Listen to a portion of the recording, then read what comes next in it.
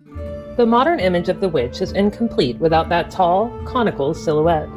The black, pointed hat with the broad, stiff brim. It's the ultimate icon of Halloween and folklore. But this famous headpiece wasn't born from a coven.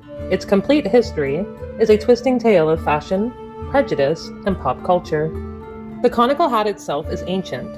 Throughout history, pointed hats have been found on everything from Bronze Age priests in Europe to nomadic Scythian people of Central Asia.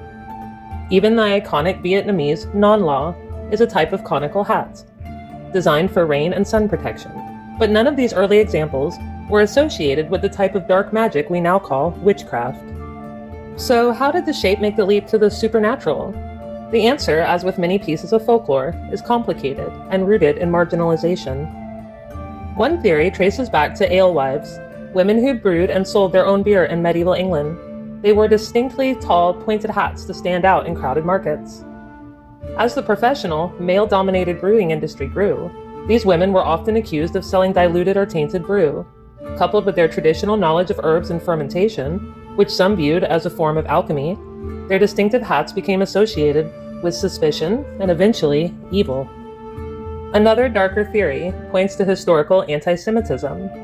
Following a 1215 decree by the Catholic Church, Jews in parts of Europe were compelled to wear a pointed cap, known as a Judenhut, as distinguishing garments.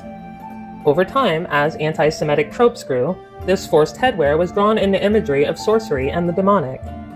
A less common but equally interesting idea is that the style was linked to the persecution of groups like the Quakers in the 17th century.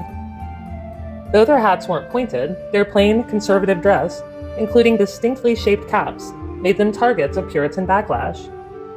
And their headwear may have become an exaggerated, demonic signifier in satirical or prejudiced depictions.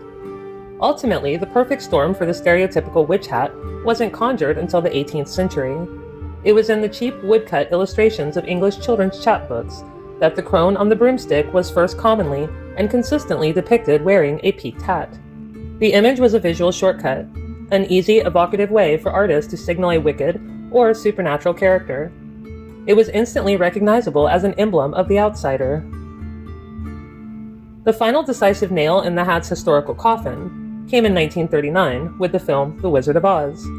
Margaret Hamilton's portrayal of the Wicked Witch of the West, with her tall, black, broad-brimmed hat, cemented the accessory as the globally recognized uniform of the fictional witch, solidifying its place in pop culture and ensuring that for centuries to come, the conical crown would remain the undisputed symbol of Halloween magic.